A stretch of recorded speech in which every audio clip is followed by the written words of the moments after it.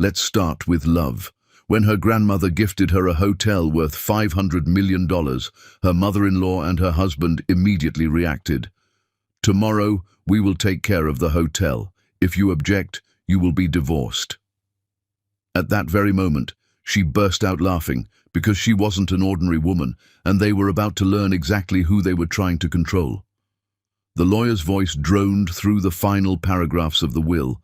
Carolyn Jennings sat perfectly still on the cream sofa, hands folded in her lap, watching dust particles drift through afternoon sunlight. Attorney Robert Brennan adjusted his reading glasses and cleared his throat before delivering the words that would detonate the next 3 years of her life. "To my beloved granddaughter, Carolyn Jennings, I leave the entirety of Heritage Grand Hotel, valued at $500 million, along with all associated assets, properties, and investment portfolios. This bequest is made solely to Carolyn, with no joint ownership, no spousal claim, and no managerial access granted to any third party without her explicit written consent." The silence that followed lasted exactly 3 heartbeats. Anthony Jackson, Carolyn's husband of 5 years, exchanged a glance with his mother, Diane, who sat rigid in the armchair across from them. Carolyn watched the wordless communication pass between them. The slight raise of Diane's eyebrow, the almost imperceptible nod from Anthony. She had seen this pattern 1,000 times before. Mother and son united in their calculations, already planning their next move. Diane stood first, smoothing her burgundy dress with practiced movements. Her voice carried the careful modulation of someone used to getting her way through charm rather than force. "Mr. Brennan, I assume there are management documents that need signing. My son has extensive experience in commercial real estate. I'm sure Carolyn would appreciate guidance during this transition. It must be overwhelming for her." Robert Brennan's expression remained professionally neutral. "Mrs. Jackson, the will is quite clear. Heritage Grand belongs exclusively to Carolyn. Any management decisions are hers alone to make."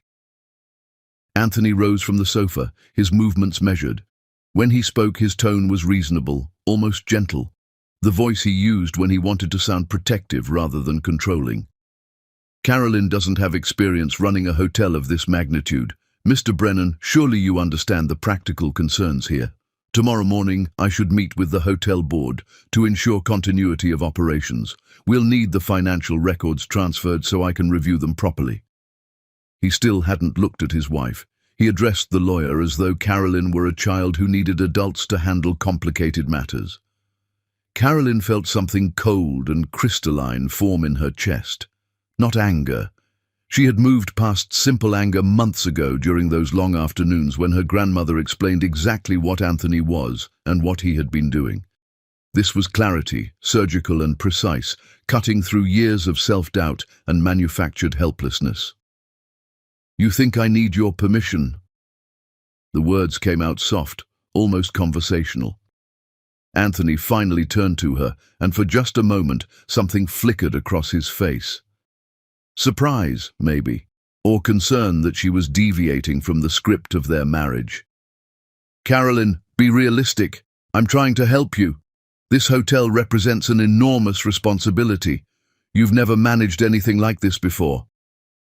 Diane moved closer, and the scent of her expensive perfume filled the space between them. Her smile was warm, maternal even, but her eyes remained calculating.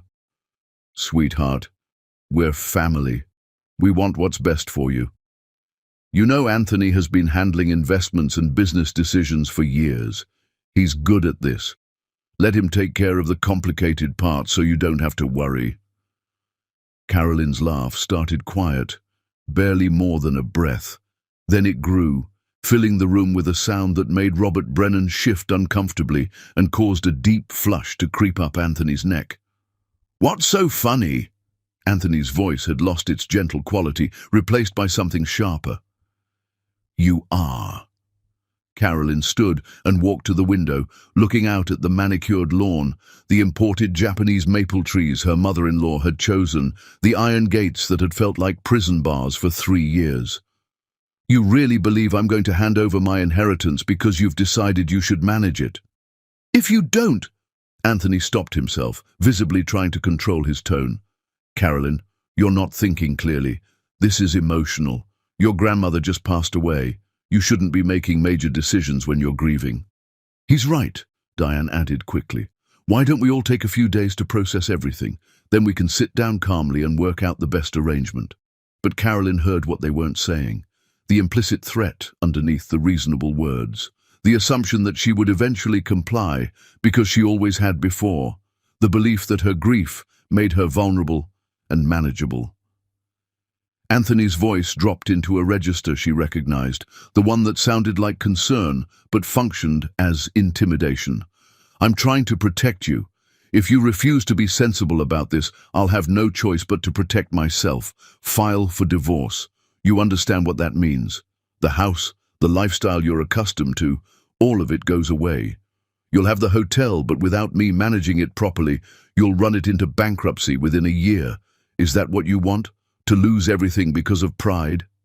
Diane nodded, her expression sorrowful, as though Anthony's threats pained her.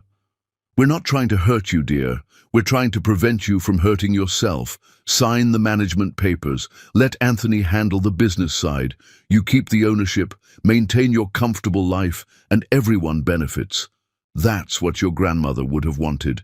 Family taking care of family. Carolyn turned from the window. Something in her expression made Anthony take an involuntary step backward. Her smile was cold, her eyes absolutely clear, and for the first time in their marriage, she looked at him without any trace of uncertainty or deference. I'll sign something tomorrow, she said quietly, each word deliberate, but not what you expect.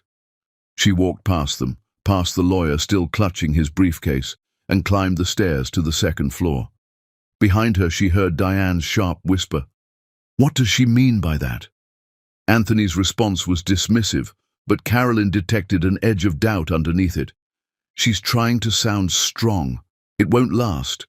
By tomorrow, she'll realize she has no choice. She always realizes that eventually. Carolyn reached the bedroom and locked the door behind her. The room was decorated in shades of white and beige, colors Diane had insisted were sophisticated when they'd moved into this house. Carolyn had always thought they looked sterile, like a hospital room designed to drain personality from whoever inhabited it. She walked to the closet and pushed aside hanging dresses until she reached the back wall. Her fingers found the small panel she had installed herself 2 years ago, pressing until it clicked open with a soft sound. Inside the hidden compartment sat 3 folders, each one representing a different weapon in the war. She hadn't realized she was preparing to fight until her grandmother had opened her eyes. The first folder contained contracts, management agreements for 3 boutique hotels she had been running quietly under her grandmother's guidance. Shell companies and trust structures kept Carolyn's name off public records. Anthony had no idea that his wife spent her days making decisions about staffing, renovations, vendor negotiations and guest services. He thought she had lunch with friends and went shopping. He had never asked what she actually did with her time because he had never imagined she might be doing anything meaningful. The second folder held bank statements, accounts in her name alone, funded by profits from those 3 hotels. The amounts weren't enormous. Her grandmother had been careful about that, not wanting to trigger Anthony's attention with sudden wealth, but it was enough. Enough to leave. Enough to start over. Enough to fight if fighting became necessary. The third folder was the weapon her grandmother had spent 18 months forging. Financial records documenting every penny Anthony had moved, hidden or stolen over the past 5 years. Her grandmother had hired forensic accountants after noticing inconsistencies in Anthony's business dealings, suspecting that the successful construction company he claimed to run was not quite what it appeared to be. The accountants had found embezzlement, fraud, and forged signatures. Anthony's signature and, more damningly, Carolyn's signature on documents she had never seen, let alone signed. Anthony had been stealing from his own company, hiding money in accounts under his mother's name, and using Carolyn's anticipated inheritance as collateral for loans he never intended to repay. He had built his entire lifestyle on fraud, and he had dragged Carolyn's name into his crimes without her knowledge or consent. Carolyn spread the documents across the bed and photographed each page methodically with her phone. She sent the images to Preston Caldwell, the attorney her grandmother had retained for her months ago. His response came within minutes. "Everything is ready. Tomorrow morning, we execute the plan. They won't know what happened until it's already over." She returned the folders to their hiding place and changed into comfortable clothes.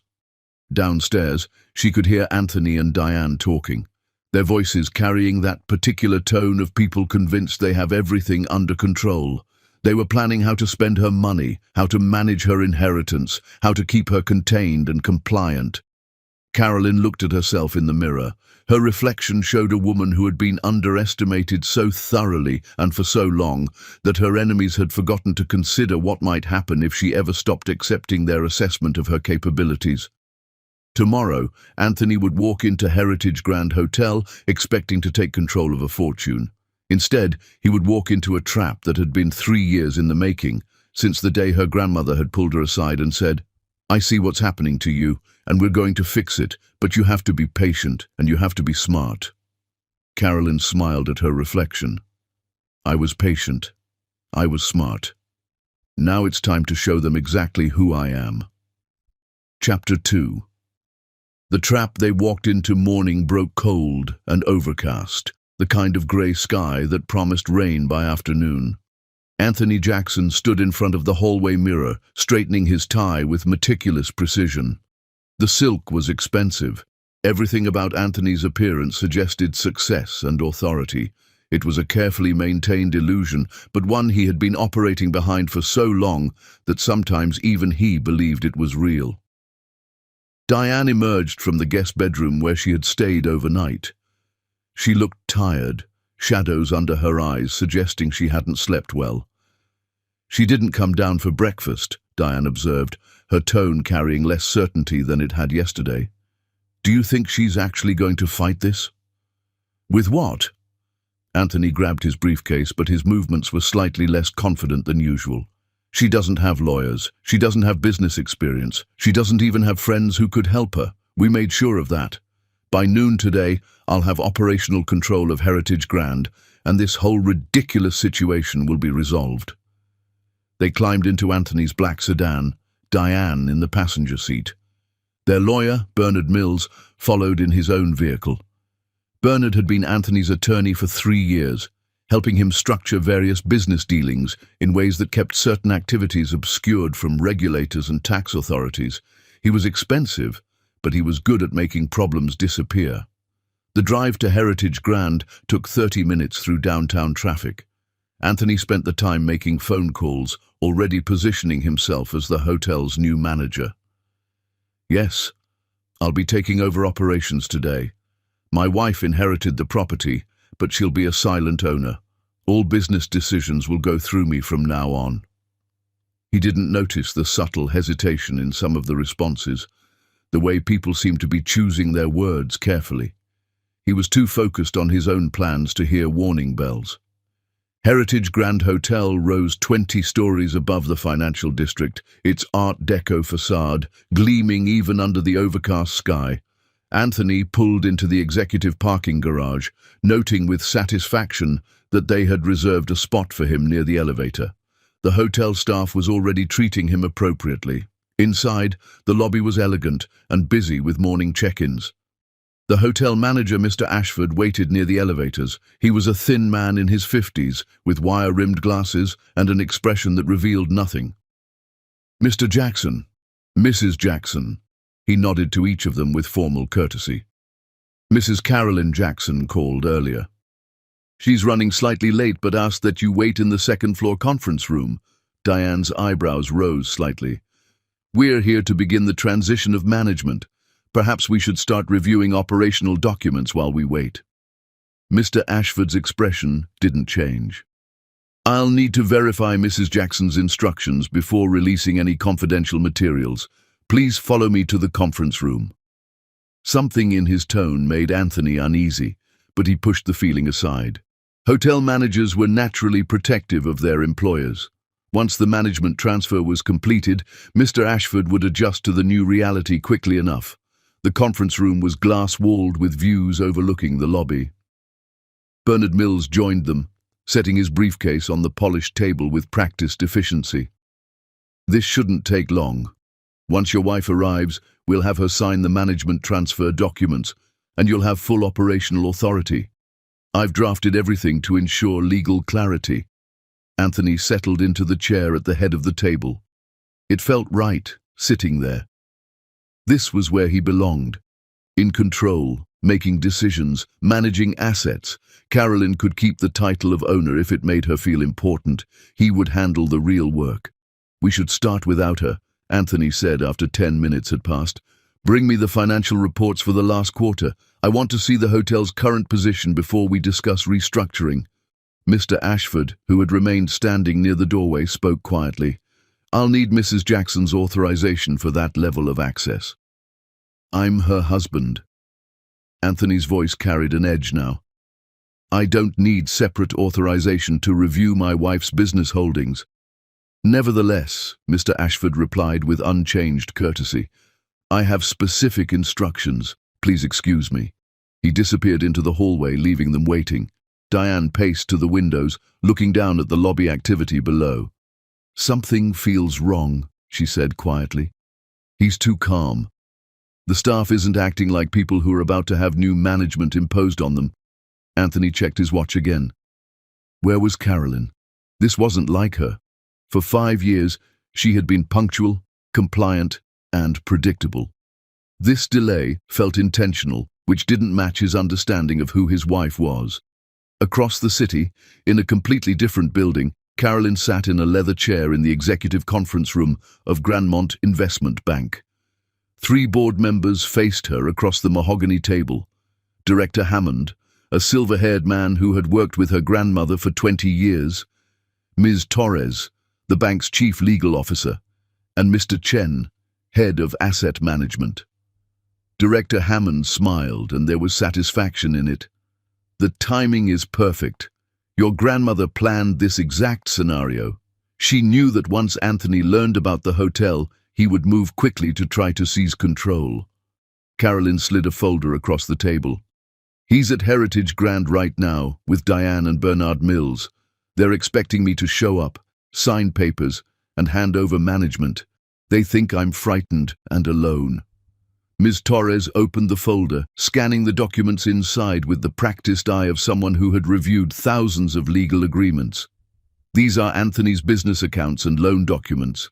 The evidence of embezzlement is substantial. How did your grandmother acquire all of this?"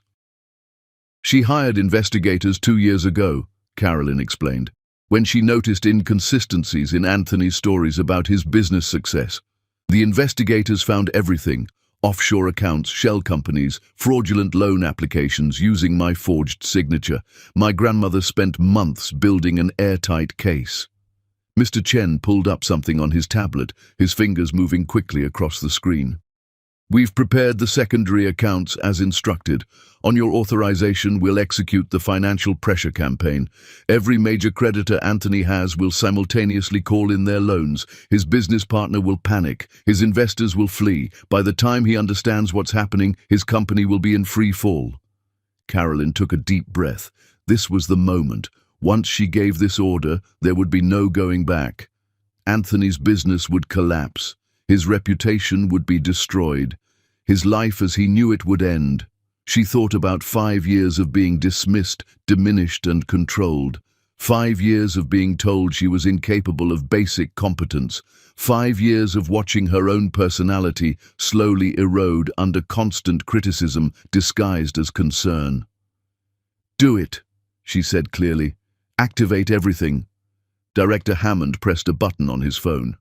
"Initiate sequence 7. "Confirmed," a voice responded from the speaker. "Activating now.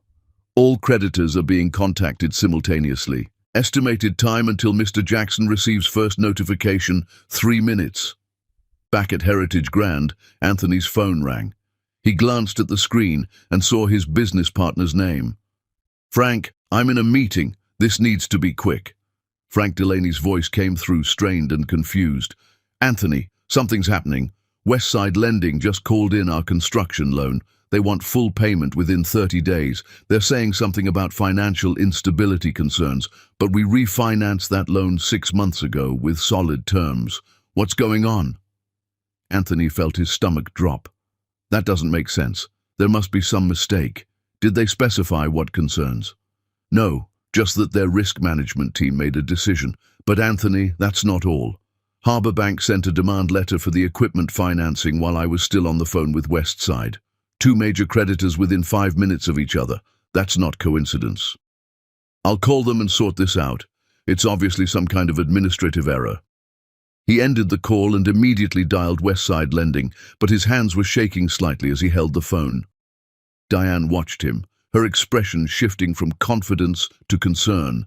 The woman who answered transferred him 3 times before he finally reached someone with authority.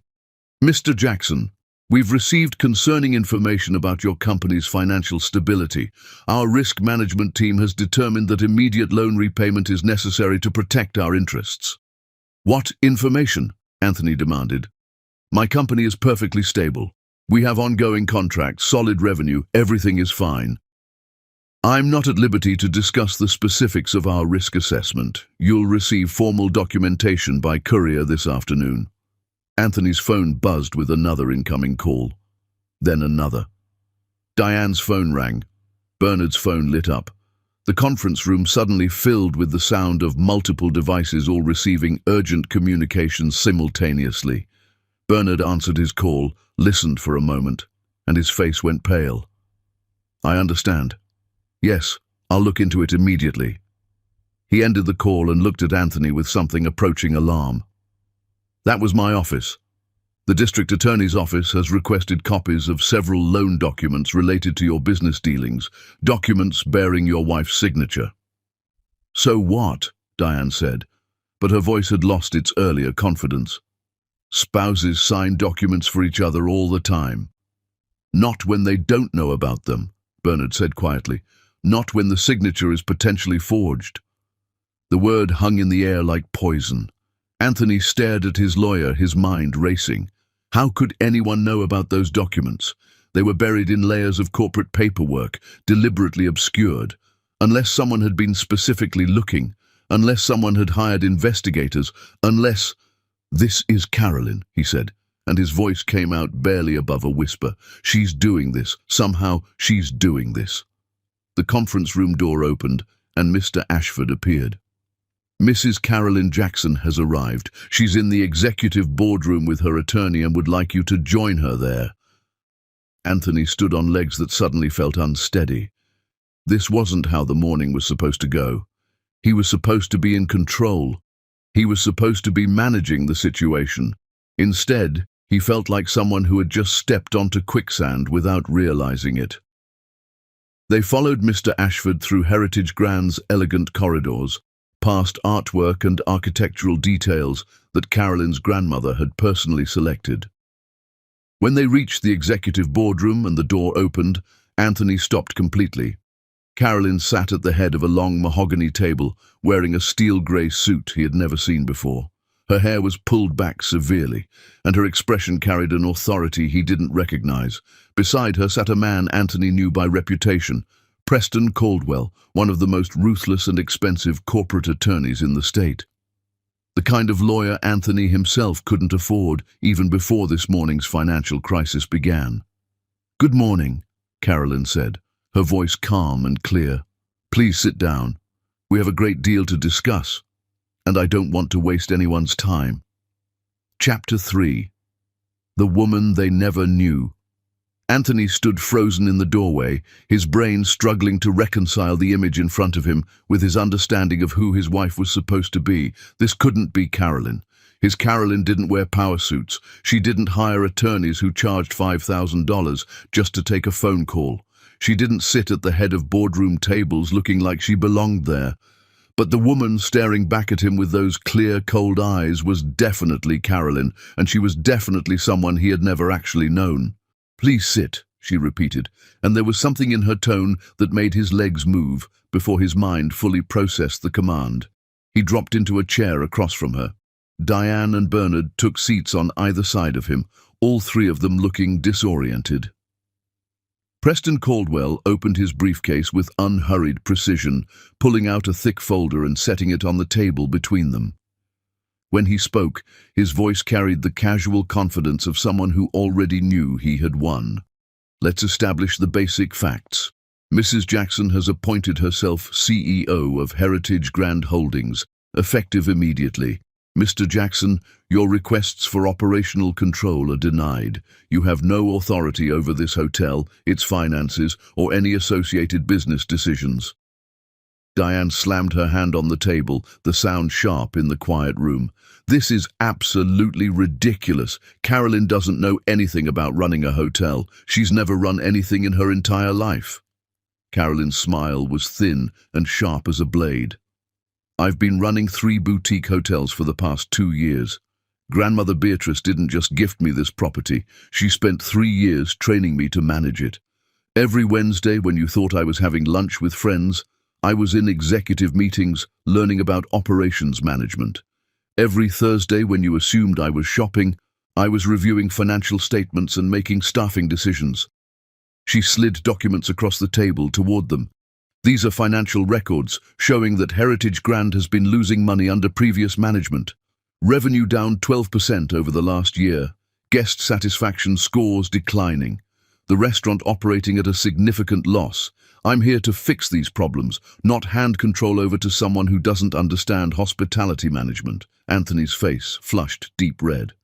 You've been working behind my back for 2 years? Behind your back? Carolyn leaned forward, and her voice carried an edge he had never heard before. Anthony, you never asked what I did during the day. Not once in 5 years. You never asked about my interests, my goals, my capabilities, or what I might want from my life. You just assumed I sat at home waiting for you to come back and tell me what to think. Mr. Ashford stepped forward. I can confirm that Mrs. Jackson has been consulting here for 18 months, working directly with your grandmother to understand every aspect of hotel operations. She knows this business better than most people who've been in hospitality for 20 years. This is betrayal, Diane said, her voice shaking with genuine emotion now. We're family. Family doesn't deceive each other like this. Anthony, you need to file for divorce. Today, right now. We don't have to tolerate this kind of disrespect. Anthony opened his mouth to agree, but Preston spoke before he could. You're welcome to file for divorce, Mr. Jackson. However, you should understand that we've already hired forensic accountants to review all joint finances. Every transaction, every account, every loan. The investigation has been ongoing for several months, and we've found some very interesting irregularities. Bernard Mills went absolutely still. What kind of irregularities? Preston pulled out another set of documents, placing them carefully in front of Anthony. Mr. Jackson has been embezzling from his own construction company for approximately 2 years. He created a network of shell corporations designed to hide money and inflate his apparent success. Funds were transferred to accounts under his mother's name. He glanced at Diane, and then used for personal expenses while the company accumulated debt. That's not, I haven't, Anthony stammered, but the words died when Preston placed bank statements in front of him. There it was in black and white. Money flowing out of his company, deposits into accounts Diane controlled. A paper trail that suddenly looked damning when laid out with such brutal clarity. How did you get these? Anthony whispered. Your wife's grandmother hired investigators 2 years ago, Preston said calmly. She suspected financial irregularities and wanted to protect Carolyn. The investigators were remarkably thorough. Diane's voice came out strained. These are private financial matters between a mother and son. There's nothing illegal about me helping Anthony manage his money. Perhaps not, Preston agreed, except for the part where that money was embezzled from his company, and except for the 17 instances where Mr. Jackson used his wife's forged signature on loan applications, using her anticipated inheritance as collateral. Bernard Mills stood abruptly, his face pale. You forged her signature. Anthony, please tell me you didn't actually forge her signature. Anthony couldn't speak. He stared at the documents, watching his entire life collapse on a single sheet of paper. Those loans had seemed like a good idea at the time. He'd been so certain he could repay them once Carolyn inherited. The signature had been easy to duplicate. She'd never paid attention to their finances anyway. How was he supposed to know she would fight back? "The district attorney is very interested in these documents," Preston continued. "Wire fraud, bank fraud, identity theft, embezzlement. The charges are quite serious. We're looking at significant prison time if prosecuted." "Wait," Anthony said, his voice cracking. "Wait, Carolyn, we can work this out. I made mistakes, but we're married. We can fix this together." For the first time since they'd entered the room, Carolyn stood. She walked to the windows overlooking the city, and when she spoke, her voice was quiet, but absolutely firm. "We're not married in any meaningful sense, Anthony. We've been two people living in the same house, but we were never partners. You wanted a decorative wife who made you look successful while you controlled every aspect of her existence. That's not a marriage. That's ownership." She turned to face him. "My grandmother saw what was happening to me. She watched me disappear a little more each year, becoming smaller and quieter and less myself. She spent 3 years teaching me who I actually was underneath all the conditioning. She gave me tools, knowledge, connections, and the confidence to use them. And she documented every crime you committed so that when this moment came, I would be protected." "What do you want?" Diane asked, and for the first time she sounded genuinely frightened. "Money. We can work out a settlement. Anthony can sign over his interest in the house, other assets." "I don't want your assets," Carolyn said. "I want you to face consequences for what you've done. Preston, file the criminal complaints, all of them." "Carolyn, please." Anthony started to stand, but Preston's hand stopped him. "Don't address my client directly. If you have something to say it to me." Anthony looked at Bernard, who was staring at the documents with an expression of horror. "Bernard, you're my lawyer. Help me. Tell her we can fight this." Bernard closed his briefcase slowly. "I may have a conflict of interest here, Anthony. I helped you structure some of these transactions. If you use them for illegal purposes without my knowledge—" He trailed off. "I need to consult with my own attorney. I'm withdrawing from this case effective immediately." He walked out, leaving Anthony and Diane sitting alone across from Carolyn and Preston. The silence stretched, broken only by Anthony's phone continuing to vibrate with calls from creditors he didn't have answers for. Carolyn gathered her materials. "Mr. Ashford will show you out. Don't contact me again. The restraining order paperwork is already being filed." At the door, she paused and looked back at Anthony. He was slumped in his chair, his expensive suit suddenly looking too big for him, his face grey with shock. "You told me I came from nothing," Carolyn said quietly. "But you were wrong. I came from a woman who taught me that power isn't given.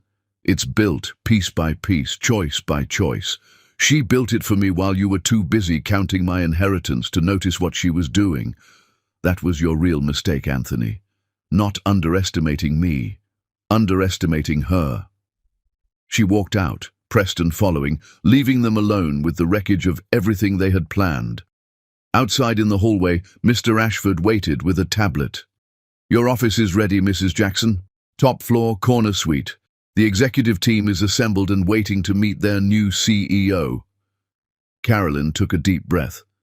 This was it, the moment where she stopped being Anthony Jackson's wife and became Carolyn Jennings, hotel executive, the woman her grandmother had spent 3 years preparing her to be. "Thank you, Mr. Ashford. Let's get to work." Chapter 4. The Emperor's New Debts. The days following the confrontation at Heritage Grand passed in a blur of phone calls, emergency meetings, and mounting panic.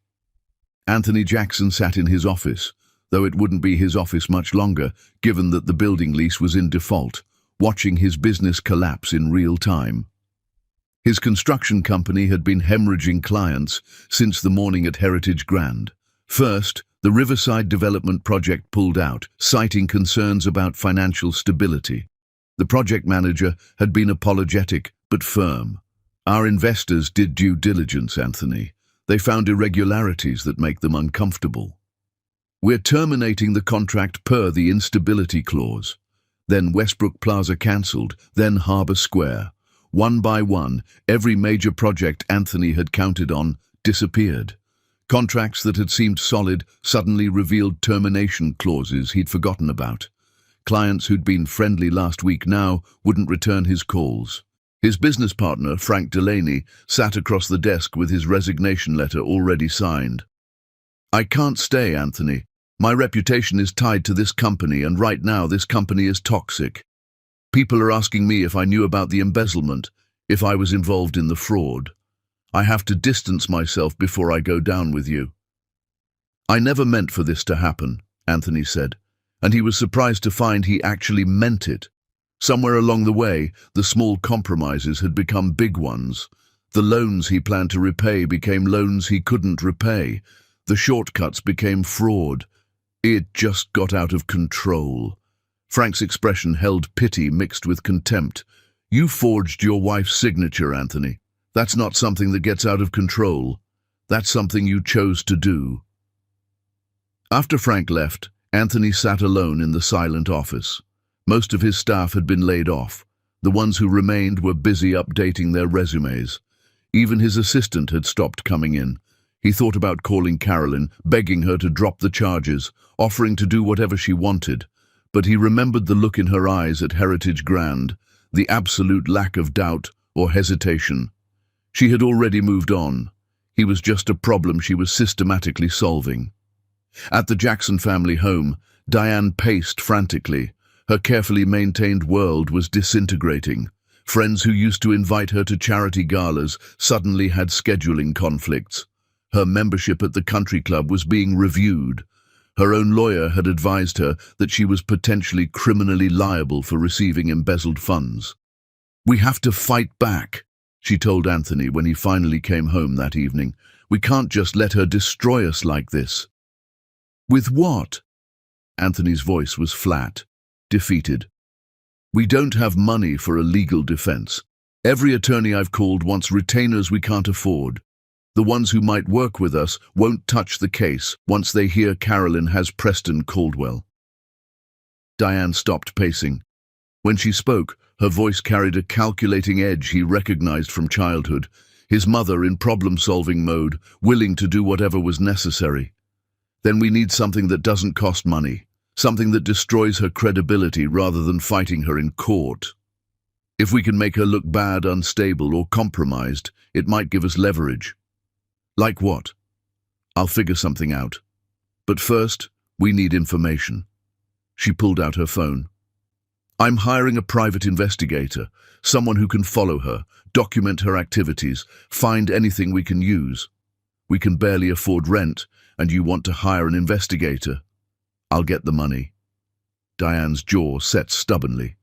"I still have my mother's jewelry. Some of it's worth considerable amounts. This is about survival, Anthony. Sometimes you have to make sacrifices."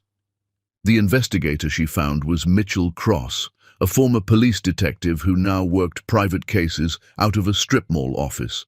He had a thick mustache, tired eyes, and the look of someone who'd seen everything twice and no longer judged any of it. "I need you to follow someone," Diane said, sliding a photo of Carolyn across his desk. "Document everything, where she goes, who she meets, anything that might be useful." Mitchell examined the photo. "What exactly are we looking for?" "Anything that makes her look bad. Affairs, improper business dealings, substance use. I don't care what it is as long as it gives us leverage." Mitchell's expression didn't change. "I document what I see. What you do with that information is your business. My rate is $200 an hour plus expenses." Diane wrote him a check she couldn't really afford, drawn on an account that might be frozen soon. "Start immediately." Mitchell followed Carolyn for a week. It was boring work. She went to Heritage Grand every morning, held meetings, reviewed operations, and made business decisions. She had lunch with lawyers and accountants. She visited her other properties. She was professional, focused, and frustratingly clean. No affairs, no hidden addictions, no scandalous behavior whatsoever. But then Mitchell noticed something interesting. She was meeting regularly with a man Mitchell identified as Julian Reeves, owner of Reeves Capital Group. They'd had dinner 4 times in the past 2 weeks, always nice restaurants, always long conversations that extended well past normal business meeting duration. Mitchell took photos and delivered them to Diane with his report. She's clean on everything else. But this guy, they're meeting a lot. Could be business, could be personal, hard to tell from the outside. Diane studied the photos. Julian Reeves was handsome, successful, wealthy, everything Anthony wasn't anymore. The images showed Carolyn and Julian at an outdoor cafe, leaning close in conversation. At another restaurant, laughing at something he'd said. Outside Heritage Grand, standing together looking at building plans. "Can you make it look like more than business?" Diane asked. Mitchell lit a cigarette despite his own no-smoking sign. "I take pictures. How people interpret those pictures isn't my concern." "Then take more pictures," Diane said, "and make sure they're suggestive." While Diane plotted, Carolyn was completely aware she was being followed. She'd noticed Mitchell 3 days into his surveillance. He was decent at his job, but she'd been taught by professionals how to spot surveillance. Her grandmother's paranoia about Anthony had extended to teaching Carolyn basic security awareness. She sat in Julian Reeves' office, 40 floors above the city, discussing the surveillance with amusement rather than concern. "They hired Mitchell Cross to follow me," she told Julian, accepting the tea he poured from a silver service. "He's not particularly subtle. I spotted him within days." Julian sat across from her, his expression thoughtful. He was in his mid-40s, with distinguished silver-streaked hair and the kind of calm presence that came from genuine confidence rather than performance. "Does it worry you? Should it?" Carolyn sipped her tea. "Everything we're doing is completely legitimate business. If they try to spin it into something else, Preston will destroy them. Again." "Your grandmother was a remarkable woman." Julian set down his cup carefully. "When she first contacted me about potentially working with you, I'll admit I was skeptical. I'd seen too many people inherit wealth and have no idea what to do with it. But you came to our first meeting with business plans, financial projections, and realistic timelines. You weren't just inheriting a hotel, you were building an empire." That was her doing.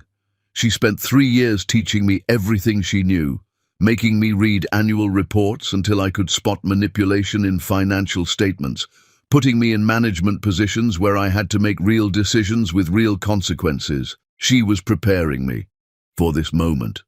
"For this moment," Carolyn agreed. She knew Anthony would try to take everything. She knew I'd have to fight. She wanted to make sure I'd win.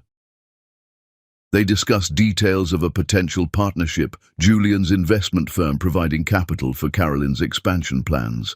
3 more properties over the next 2 years, each one blending luxury hospitality with community service. It was an unusual model, but Julian understood what Carolyn was trying to create. "My grandmother believed wealth was a responsibility, not just a privilege," Carolyn explained. "She spent her life building businesses that employed people, supported communities, and created opportunities. I want to honor that philosophy while proving it's also good business."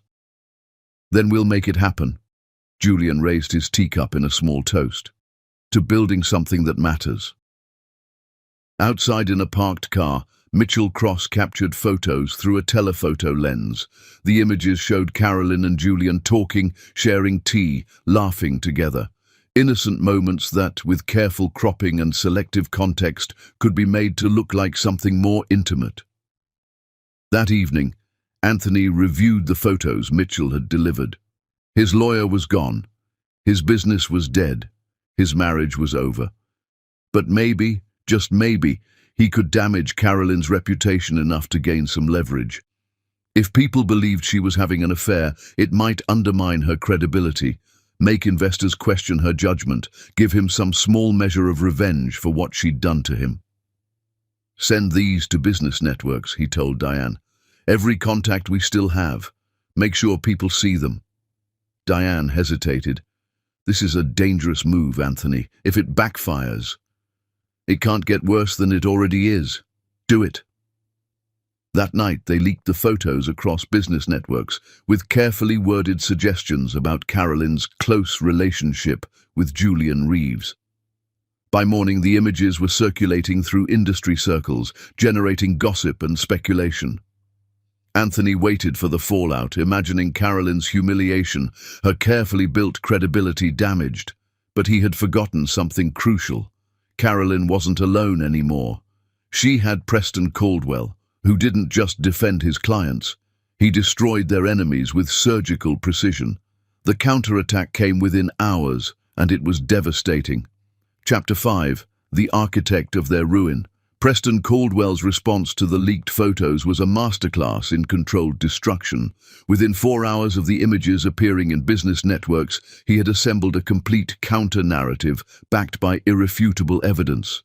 First came the unedited photographs, released to the same networks where Anthony's cropped versions had circulated. The full images showed restaurant settings with business documents visible on tables, other colleagues present in some shots, and the unmistakable context of professional meetings rather than romantic encounters. Then came time-stamped security footage from 3 different restaurants, showing Carolyn and Julian's meetings in their full context, arriving separately, discussing documents throughout dinner, departing separately. In one video, Julian's daughter Claire joined them for part of the conversation, discussing architecture and community development. Finally, Preston released audio recordings of several business discussions between Carolyn and Julian, legally obtained with both parties' consent. The recordings made clear they were discussing investment strategies, property development, and philanthropic goals. Nothing personal, nothing inappropriate. Preston didn't just release the evidence, he held a press conference. Mr. Anthony Jackson and Mrs. Diane Jackson have attempted to smear my client's professional reputation by implying an inappropriate relationship with her business partner, Mr. Julian Reeves, Preston stated to assembled media. This is false, defamatory, and represents a new low in their ongoing harassment campaign. All meetings between Mrs. Jennings and Mr. Reeves were professional in nature and conducted in public settings. We have extensive documentation proving this. He paused, letting that sink in. Mr. Jackson is currently under investigation for embezzlement, wire fraud, and identity theft. These false allegations against my client appear to be a desperate attempt to deflect from his own criminal behavior. We're now considering legal action against both Mr. Jackson and Mrs. Diane Jackson for defamation, harassment, and witness intimidation. The effect was immediate and brutal. Business networks that had been whispering about Carolyn's alleged affair immediately shifted to condemning Anthony's smear campaign. The narrative flipped from questionable relationship to desperate criminal trying to destroy his victim's reputation. Headlines appeared within hours. Husband attempts. Character assassination after wife discovers his fraud. Industry publications ran sympathetic profiles of Carolyn, framing her as a businesswoman fighting back against an abusive marriage. Anthony watched it unfold from his nearly empty office, feeling like he was drowning. Every move he made somehow made things worse. Every attempt to fight back resulted in more evidence of his crimes being revealed. Carolyn wasn't just beating him, she was systematically dismantling his entire existence. His phone rang. It was one of his last remaining clients calling to terminate their final contract. I'm sorry, Anthony. I can't be associated with someone who would stoop to manufacturing fake affairs. It's beneath everything our company stands for. After the call ended, Anthony sat in silence. Frank had been right. This wasn't something that got out of control. This was consequences for choices he'd made, decisions he'd rationalized, lies he'd told himself about who he was and what he was doing. But while Anthony contemplated the ruins of his life, Preston and his forensic accountants were uncovering something even more damning. The embezzlement was worse than initial estimates. Anthony hadn't just stolen $2 million. He'd created an entire network of fraudulent activity, shell corporations that existed only on paper, fake construction projects that generated invoices but no actual work, a web of lies so complicated that even Anthony himself probably couldn't untangle it anymore. And then there were the forged signatures. 17 loan applications bearing Carolyn's signature. Banks had loaned Anthony money, significant amounts, believing that Carolyn's anticipated inheritance secured the debt. When those loans came due and Anthony couldn't pay, the banks would have gone after Carolyn if not for Preston's intervention, proving the signatures were forgeries. Preston met with the district attorney personally, laying out the evidence in exhaustive detail. The DA was a sharp woman named Rachel Morrison, who had built her career prosecuting white-collar crime. "This is extensive," she said, reviewing page after page of documentation. "Wire fraud, bank fraud, embezzlement, forgery, identity theft. Mr. Jackson is looking at serious federal time." "My client wants full prosecution," Preston said. "She was victimized by this man for years. He stole her identity to commit crimes, then tried to destroy her reputation when she fought back." Rachel nodded slowly. "What about the mother, Diane Jackson?" "She received substantial amounts of embezzled money. She had to know where it was coming from. At minimum, she's guilty of receiving stolen property, potentially conspiracy if we can prove she helped him plan it." "I'll convene a grand jury," Rachel decided. "This case is strong enough to take to trial." While prosecutors built their case, Carolyn focused on Heritage Grand. The hotel had been neglected under previous management, and she attacked the problems with methodical precision. She fired 3 managers who'd been stealing supplies and taking kickbacks from vendors. She renegotiated contracts, cutting costs while improving service quality. She implemented new training programs that transformed staff from indifferent employees into engaged professionals who took pride in their work. The restaurant underwent a complete overhaul. She brought in a new executive chef whose reputation attracted food critics and serious diners. Within weeks, the restaurant went from losing money to requiring reservations 2 weeks in advance. Guest satisfaction scores climbed dramatically. Online reviews shifted from mixed to overwhelmingly positive. Revenue increased month over month, first 20%, then 35%, then 42%. The business community noticed. Hospitality publications ran features about the remarkable transformation at Heritage Grand. Carolyn gave interviews, explaining her philosophy of combining excellent service with social responsibility. "We're converting the 10th floor into affordable housing for our staff," she told one journalist. "Hospitality workers often struggle with housing costs in expensive cities. By providing quality apartments at below-market rates, we reduce turnover, build loyalty, and demonstrate that profitable businesses can also serve their communities. It's not charity, it's smart management." Julian Reeves attended the hotel's reopening gala several months after the initial confrontation. The event was elegant but purposeful, celebrating not just the hotel's improvements, but its commitment to being a community anchor. Carolyn gave a speech about integrity, vision, and the responsibility of wealth. She wore a midnight blue dress and spoke without notes, her confidence absolute. Julian found her afterward on the terrace, taking a brief respite from the crowd. "Your grandmother would be proud," he said quietly. Carolyn smiled, and it was genuine. "This is just the foundation. I have plans for 12 more properties over the next 5 years. Each one following the same model: luxury, service funding, community benefits." "I don't doubt you'll succeed." Julian looked at her with something approaching admiration. "You've changed since we first met. There's a certainty in you now that wasn't there before." "I'm not performing anymore. For years, I was performing the role of Anthony's wife, trying to be what he wanted, what Diane expected, what I thought I needed to be to deserve basic respect. Now I'm just being who I actually am." "And who is that?" Carolyn thought about the question seriously. Someone who builds things. Someone who creates value not just for herself, but for communities.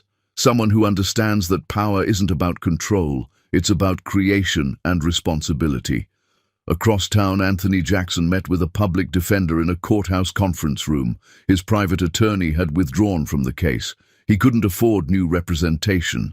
The public defender looked young and overwhelmed. "The evidence against you is substantial, Mr. Jackson," the lawyer said, his voice apologetic.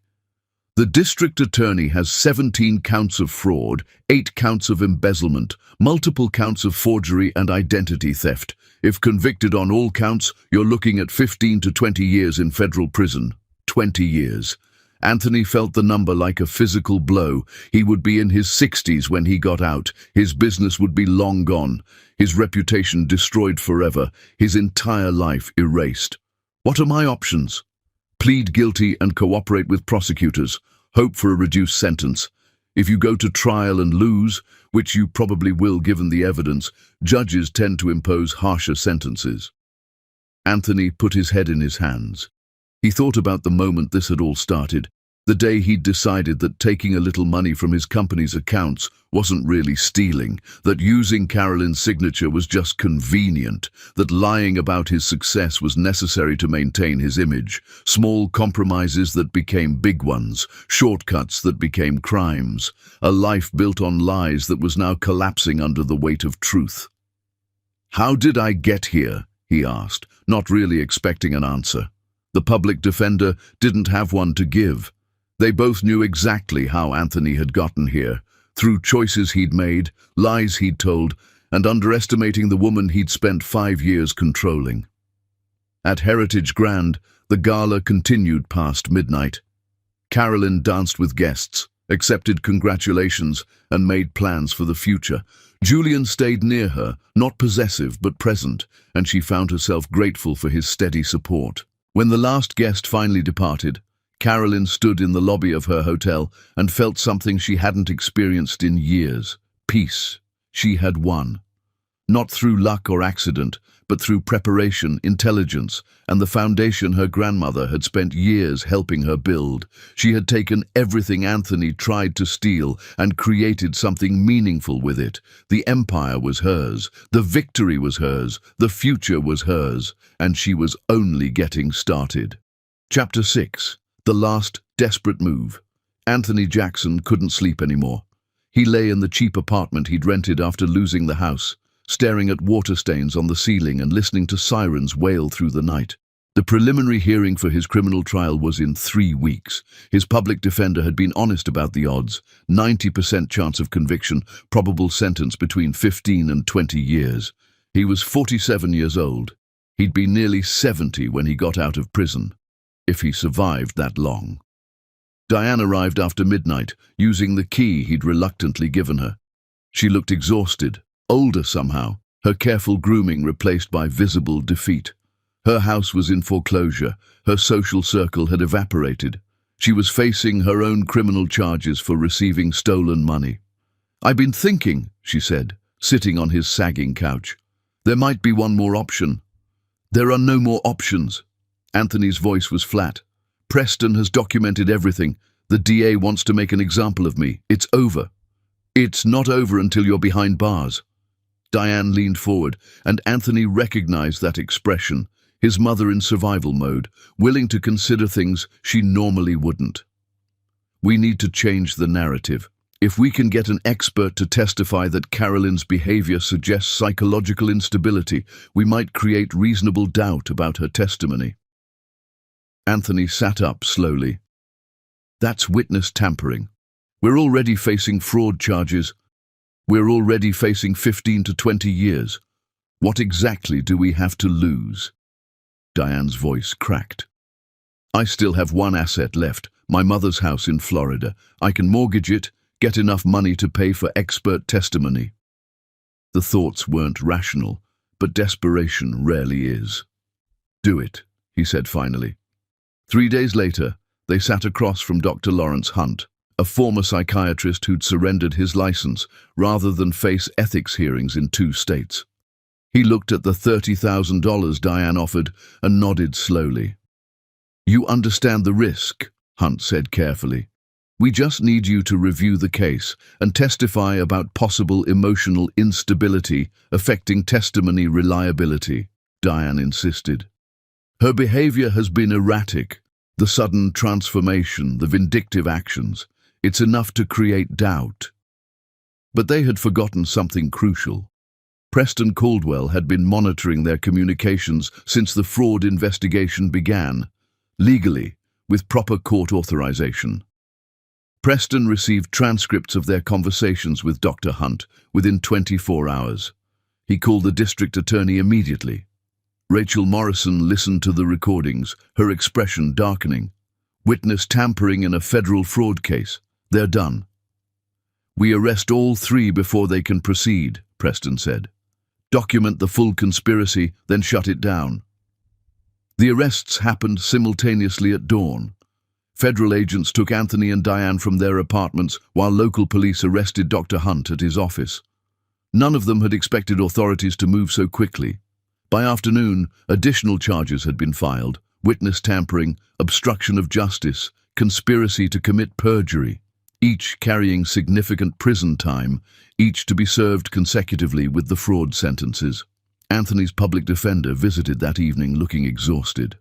Mr. Jackson, you need to accept the plea deal immediately. Plead guilty to all charges, cooperate fully, and they'll recommend 18 years instead of 40 plus. It's the only option you have left. Anthony put his head in his hands. He had tried everything: lies, theft, manipulation, conspiracy, and failed at every turn. There was nothing left but surrender. I'll take the deal, he said quietly. Diane accepted a similar arrangement. 12 years for receiving stolen funds, conspiracy, and witness tampering. Dr. Hunt received 5 years. Preston met with Carolyn in her office at Heritage Grand to explain what had happened, keeping details minimal. Anthony and Diane attempted one final scheme to undermine the case, he said. They tried to hire someone to provide false testimony. It failed spectacularly. They've both accepted plea deals. Anthony gets 18 years, Diane gets 12. It's over, Carolyn. Completely over. Carolyn looked out the window at the city below. What kind of testimony were they planning? Preston hesitated, then decided she deserved the truth. They were going to claim you weren't mentally competent to testify reliably, that your transformation was evidence of psychological instability. Carolyn felt ice flood her veins, but her voice remained steady. They tried to have me declared insane. They tried and failed catastrophically. The attempt added years to their sentences. But Carolyn, their failure proves how desperate and groundless their position was. They had nothing. No legitimate defense, no real evidence, only desperate lies that collapsed immediately. She turned to face him. I spent 5 years being told I was incompetent and unreliable. They wanted to make that official, to have it declared in court. But it didn't happen. It never will. You've built something real that no lies can destroy. Carolyn took a deep breath, letting the rage flow through her and past her. You're right. They failed. I won. That's enough. That evening she told Julian what had happened. They sat on his apartment balcony watching city lights reflect off the river. How do you feel? He asked carefully. Exhausted, she admitted. I thought I'd won months ago. But they kept escalating. The smear campaign with our photos, now this attack on my sanity. When does it actually end? Now, Julian said firmly. They're going to prison. They have nothing left. It ends now. I hope you're right. She leaned against him. I just want to build things, create something meaningful. I'm so tired of looking backward. Then stop looking backward, Julian said simply. They're done. You won. Now live like someone who won. Over the following weeks, Anthony's company declared bankruptcy. Federal prosecutors closed their investigation. The cases were finalized. Anthony and Diane began serving their sentences, and Carolyn finally allowed herself to stop waiting for the next attack. The war was over. Chapter 7. The Woman Who Learned to Trust. 6 months after the final sentencing, Carolyn stood in Heritage Grand's executive office reviewing expansion plans. The hotel was thriving, revenue up 35%, guest satisfaction at record highs, affordable housing fully occupied with a 200-family waiting list. Everything was working exactly as planned. Her relationship with Julian had deepened naturally over those months. Dinners that lasted until midnight, weekends spent together exploring the city or staying in, reading on his couch while he worked on investment analyses, conversations that ranged from business strategy to childhood memories to plans for the future. He'd introduced her to his daughter Claire, who came home from graduate school for Thanksgiving. The three of them had cooked together in Julian's loft. Too much wine, burned vegetables, laughter over failed recipes. It felt like family, in a way Carolyn had never experienced in her marriage to Anthony. "Dad's different since he met you," Claire told Carolyn while Julian was in another room, lighter somehow, actually living instead of just working. "He's helped me more than you know," Carolyn replied. "Showed me what real partnership looks like." One evening in early December, Julian asked her to move in with him. They were on his balcony, wrapped in a blanket against the cold, watching snow begin to fall over the city. "Move in with me," he said. "Not because it makes business sense or because we're supposed to. Because I love you and I want to build a life with you, a real life where we're partners in everything." Carolyn felt tears she didn't try to hide. Yes. Moving her belongings took a weekend. Claire helped, teasing them both about their respective collections of business books and art catalogues. The loft had floor-to-ceiling windows overlooking the river, exposed brick walls that Carolyn loved, and enough space for both their lives to fit comfortably. Her furniture mixed with Julian's, and it felt right in a way her marriage to Anthony never had. This wasn't about one person dominating the space, it was about creating something new together. But 3 weeks after moving in, cracks began to show. It started small. Julian worked late several nights in a row, missing dinners they'd planned.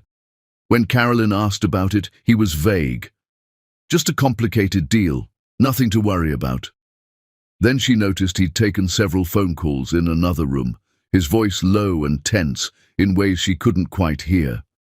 When she walked in once, he'd ended the call abruptly. "I'll call you back." "Who was that?" Carolyn asked, trying to keep her tone light. "Just business. Nothing important." But his expression suggested otherwise. The old fear crept in, the fear from her marriage to Anthony, where secrets always meant betrayal, where evasiveness always hid something terrible. She tried to push it down, reminding herself that Julian wasn't Anthony, that not every secret was malicious. But the feeling persisted. One evening she found a folder on his desk labeled Hartley Properties. She recognized the name, a struggling hotel chain that had approached her months ago about a buyout. She'd declined, not interested in acquiring failing properties. Inside the folder were financial analyses, property valuations, and, most troublingly, emails between Julian and Marcus Hartley discussing potential acquisition terms. Carolyn's hands shook as she read. Julian was planning to buy Hartley Properties, without telling her. After she'd explicitly said she wasn't interested. When he came home that night, she was sitting in the living room with the folder on her lap. Julian saw it and stopped.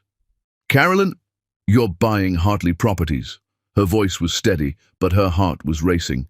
"Behind my back, after I told you I wasn't interested." "It's not behind your back. I was going to tell you—" "When? After you'd already closed the deal?" She stood, and years of buried fear came flooding back. "This is what Anthony did. Made decisions about my life without telling me. Controlled things I should have known about. I thought you were different." Julian's expression shifted to something she'd rarely seen, hurt mixed with frustration. "I am different. This has nothing to do with controlling you. I'm buying Hartley Properties for my investment firm, not for you. It's completely separate from your business. But you hid it from me." "I didn't hide it. I was waiting for the right time to discuss it because I knew you'd rejected Hartley's buyout offer, and I didn't want you to think I was going behind your back." His voice rose slightly, then he took a breath, forcing himself calm. "Carolyn, I have my own business, my own deals. I don't need your permission for every investment decision I make." The words hit like cold water. He was right. She'd been so damaged by Anthony that she'd started seeing betrayal where there was only normal business practice. "I'm sorry," she said quietly. "You're right. I'm seeing things that aren't there." But Julian shook his head. No, you're not entirely wrong. I should have mentioned it earlier, even if it was a separate deal. I knew Hartley had approached you. I should have been transparent about my interest in the properties. That's on me. They stood in awkward silence, both of them recognizing that this was their first real conflict, and that how they handled it mattered. I'm terrified, Carolyn admitted finally. Terrified that I'll wake up one day and discover you've been lying to me all along, that everything good between us was just another illusion like my marriage was. Julian crossed the room and took her hands. I can't promise I'll never make mistakes or that we'll never have conflicts, but I can promise I'll never deliberately deceive you. And when I do mess up, like not telling you about Hartley sooner, I'll own it. That's what partnership means. How do I learn to trust that? After everything Anthony did. The same way I learned to trust again after Amanda died, Julian said gently.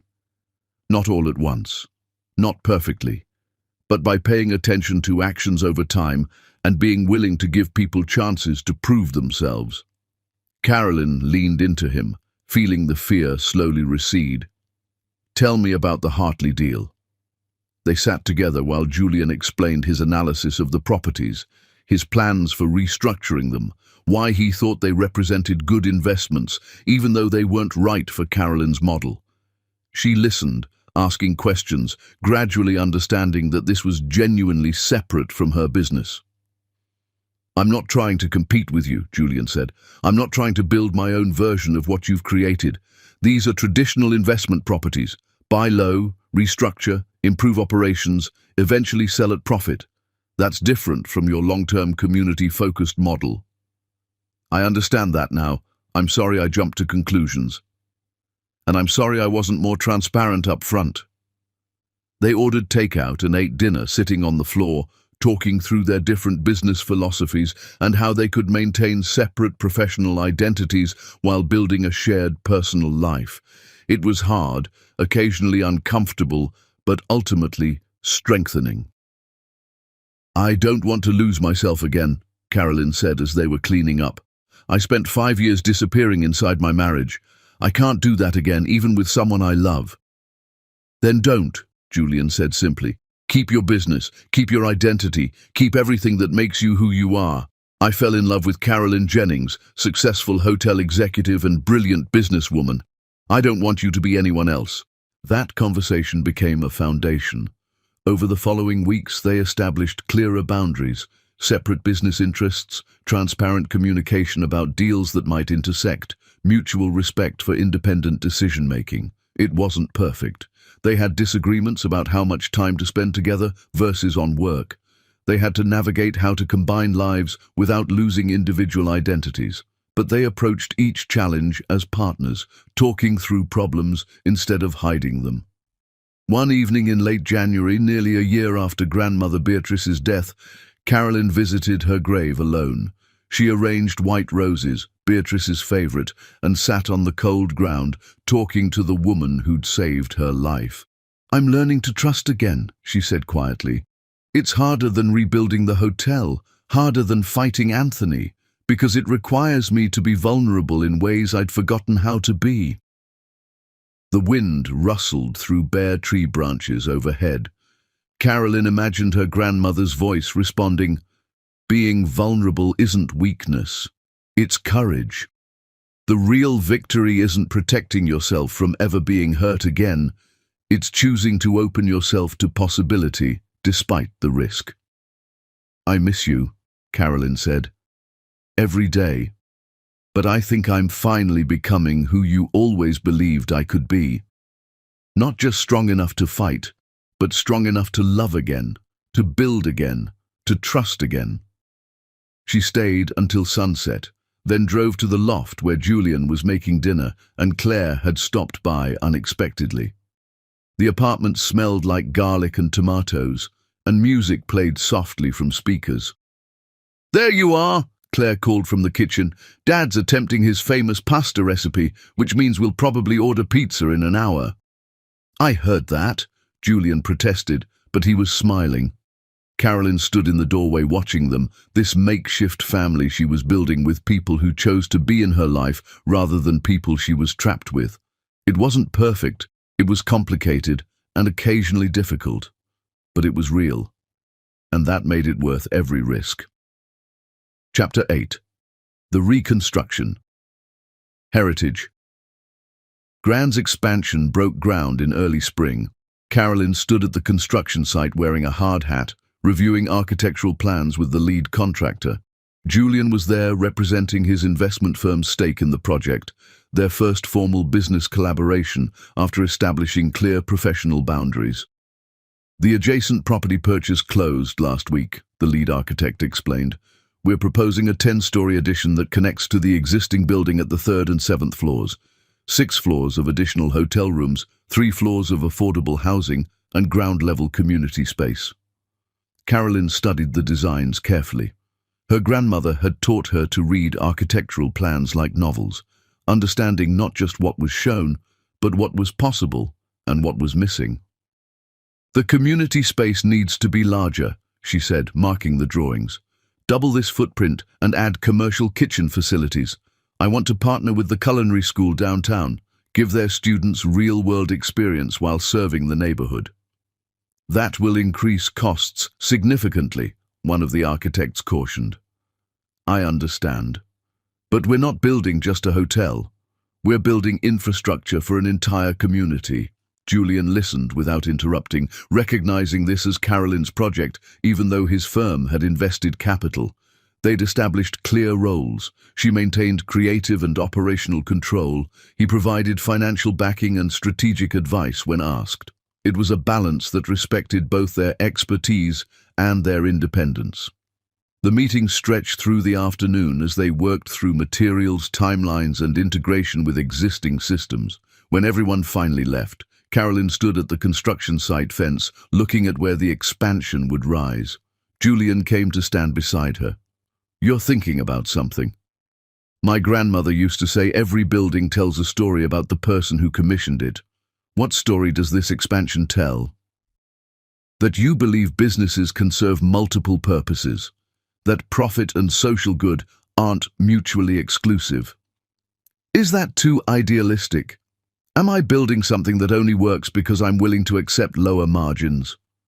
You're building something that works because you've proven the model is sustainable, Julian said firmly.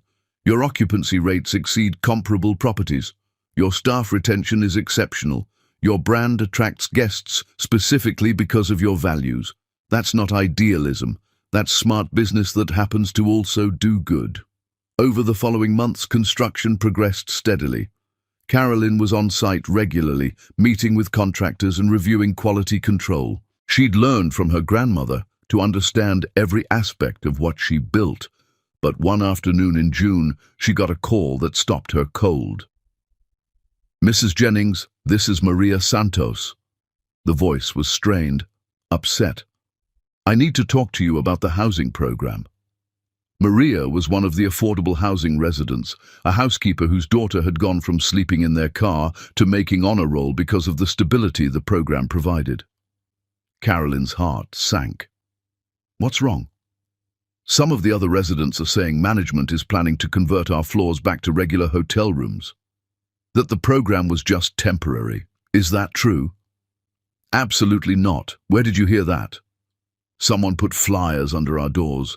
They said once the expansion is complete, we'll all be evicted so the hotel can make more money from regular guests. Carolyn felt rage build in her chest. Maria, I promise you, that's completely false. The affordable housing program is permanent. Nobody is being evicted. Can you bring me one of those flyers? An hour later, Maria arrived at Carolyn's office with the flyer. It was professionally printed, designed to look like an official hotel communication, warning residents their leases would terminate in 60 days. Who would do this? Maria asked, her voice breaking. We finally have stability. My daughter is thriving. The thought of going back to sleeping in my car... You're not going anywhere, Carolyn said firmly. This is a malicious lie, and I'm going to find out who's behind it. Preston Caldwell reviewed the flyer in his office that evening. This is targeted harassment, possibly criminal, depending on who's behind it. Could it be Anthony? Even from prison? Unlikely. He has no resources and no outside contacts willing to help him. This feels like something else. The answer came 2 days later, when Preston's investigators identified the source. Marcus Hartley, the struggling hotel owner whose properties Julian was in the process of acquiring. Hartley was furious about Julian's buyout terms, which included removing Hartley from management entirely. In retaliation, he targeted Carolyn's housing program, hoping to damage her reputation and undermine Julian's investment judgment. He thought if he could make your social programs look unstable, it would reflect badly on Julian's decision-making, Preston explained. He's trying to torpedo the acquisition by destroying your credibility. Carolyn felt cold fury settle over her. He's using vulnerable people as weapons in a business dispute. Yes, and he's about to learn that was a catastrophic mistake. Preston moved swiftly. Within 48 hours, he'd filed multiple lawsuits against Hartley: harassment, defamation, fraud, and tortious interference with business relations. He also contacted every investor in Hartley Properties, providing evidence of Hartley's harassment campaign. The investors were horrified. Several immediately moved to remove Hartley from the company entirely. Julian's acquisition accelerated, with Hartley forced to accept even less favorable terms or face complete financial ruin. But more importantly, Carolyn held a mandatory meeting for all affordable housing residents. She stood in the community room facing frightened families who'd believed they were about to lose their homes. "I want to be absolutely clear," she said, her voice carrying authority and compassion. "The housing program is permanent. You're not being evicted. Your leases are secure. The flyers you received were illegal harassment from someone trying to hurt me and this hotel. That person is now facing serious legal consequences." She paused, looking at faces slowly shifting from fear to relief. "I built this program because I believe everyone deserves stable housing, because I believe successful businesses have obligations to the communities they serve. Those beliefs don't change because someone tries to scare you. If anything, this attack makes me more committed to proving this model works." Maria stood from the back of the room. "What can we do to help?" "Keep living your lives. Keep working hard. Keep succeeding. That's the best response to people who want this program to fail. Prove them wrong just by thriving." After the meeting, Carolyn walked through Heritage Grand, feeling exhausted but resolved. Julian found her in the lobby, having driven straight from his office after hearing about Hartley's harassment campaign. "Are you okay?" he asked. "I'm furious. He tried to use vulnerable families as leverage in a business dispute. He tried to destroy their sense of security just to hurt you and me." Preston says he's finished. The lawsuits, the investor revolt, Hartley will be lucky to avoid criminal charges. "Good." Carolyn's voice was cold. "I'm tired of men who think other people are just tools to be used and discarded. Anthony did it to me for years. Hartley just tried to do it to my residents. I'm done letting people like that operate without consequences." Julian pulled her close. "You protected them. You stopped it before any real harm was done." "But they were scared. Maria's daughter was crying, thinking they'd have to go back to living in their car. That fear has consequences even after the threat is gone. So, you'll help them heal from it, the same way you healed from what Anthony did, by showing them they're safe, their housing is secure, and someone will fight for them when they're threatened."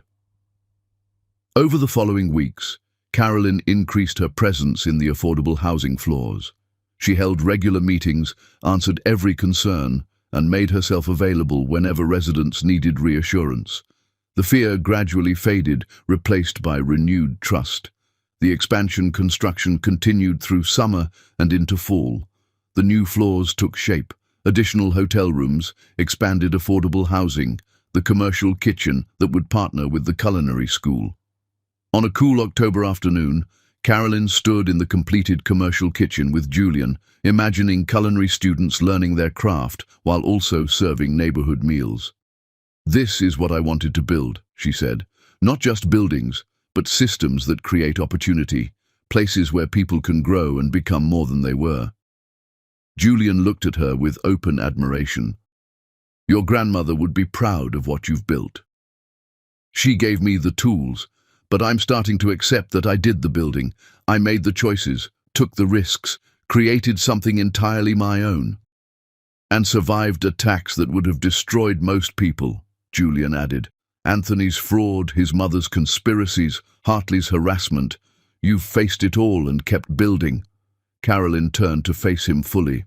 "I survived because I had people who supported me without controlling me. Preston, who protected me legally. Mr. Ashford, who believed in my vision. You, who loved me while letting me stay myself. That's the real difference between now and my marriage. I'm not alone anymore, but I'm also not trapped."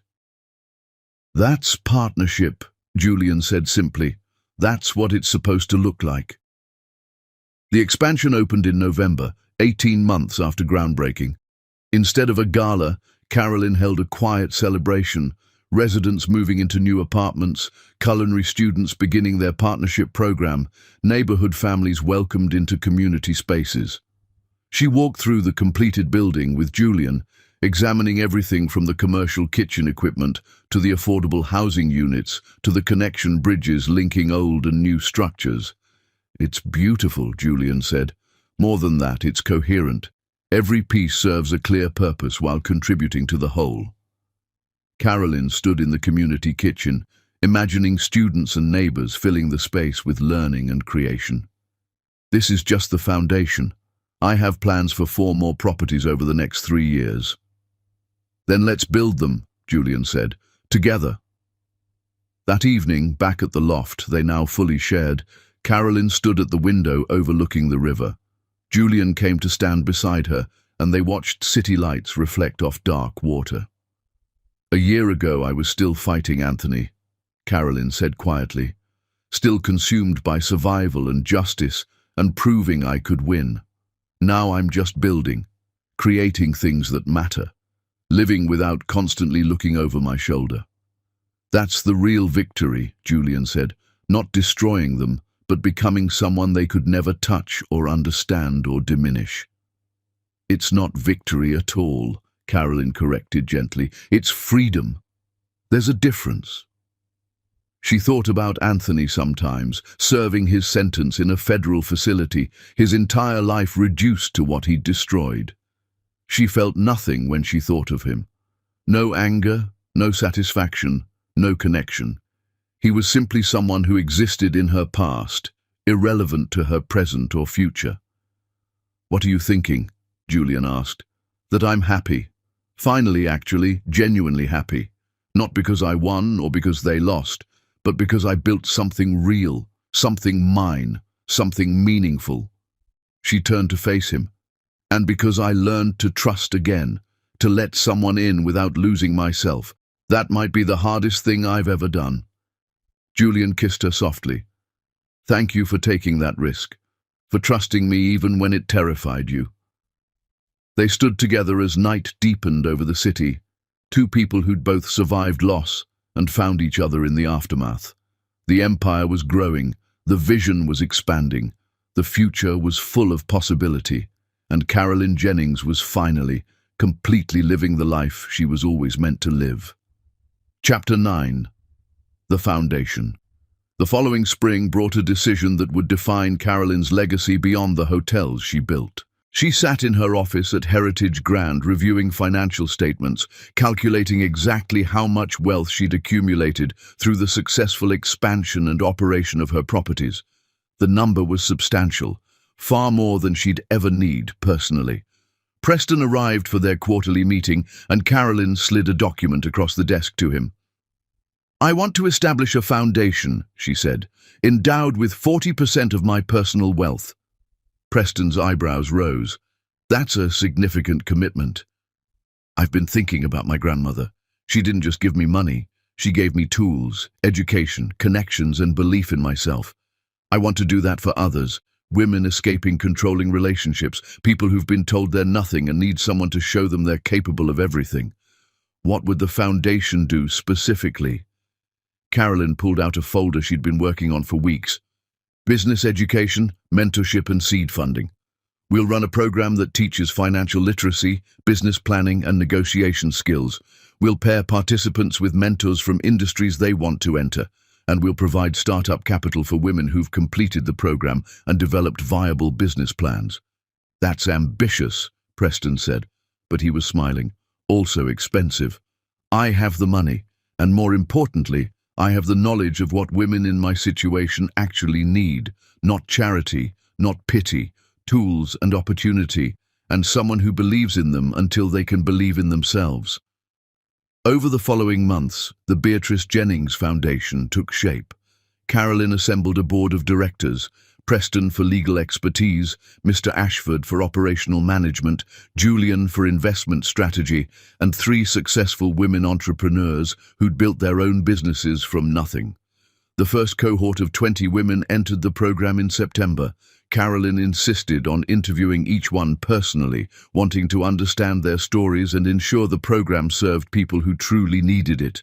Maria Santos from Heritage Grants Affordable Housing was among the first participants.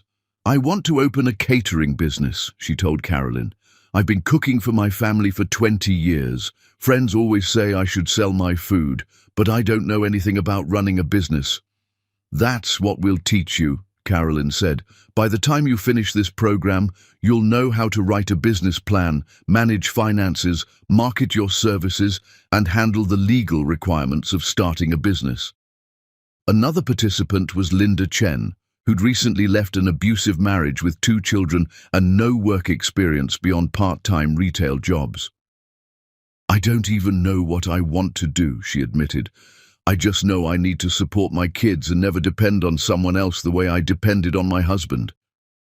"That's a start," Carolyn said gently. "We'll help you figure out what you're good at and what opportunities exist. The important thing is you're here, you're trying. That takes courage."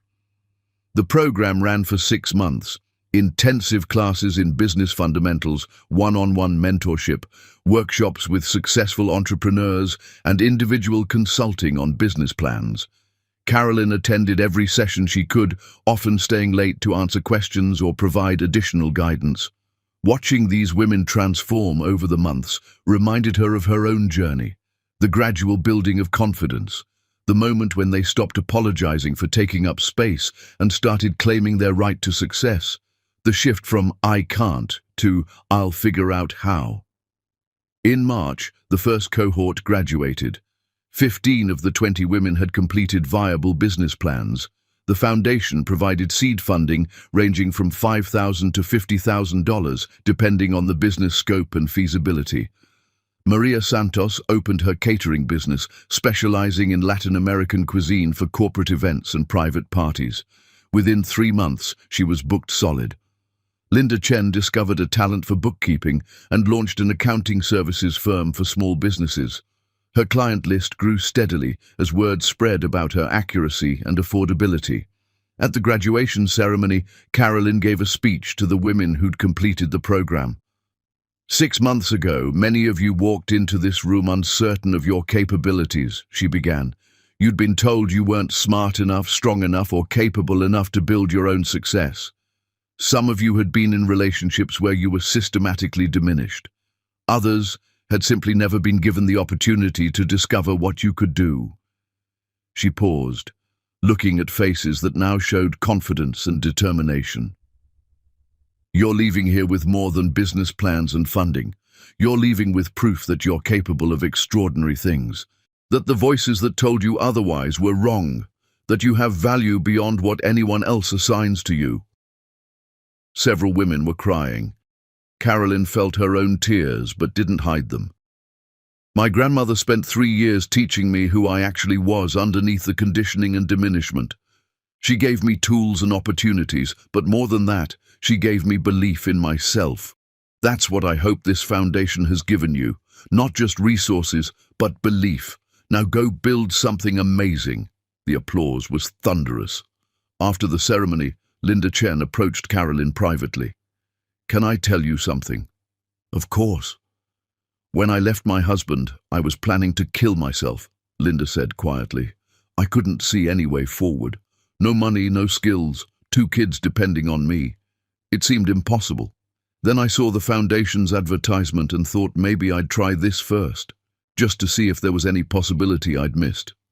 She paused, wiping tears. This program saved my life.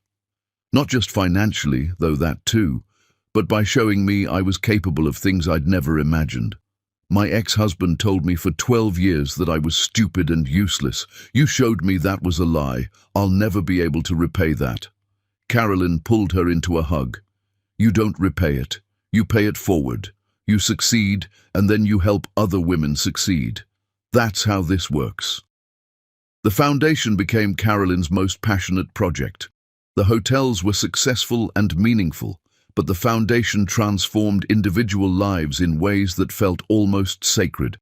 She increased the endowment, planning to run 4 cohorts per year, 80 women annually receiving comprehensive business education and startup funding. But the work also brought her face to face with the reality of what she'd survived. One evening, a woman named Rebecca Torres came to Carolyn's office for her intake interview. She was 32, thin to the point of frailty, with shadows under her eyes that suggested she hadn't slept well in years. My husband controlled every aspect of my life, Rebecca said, her voice barely above a whisper.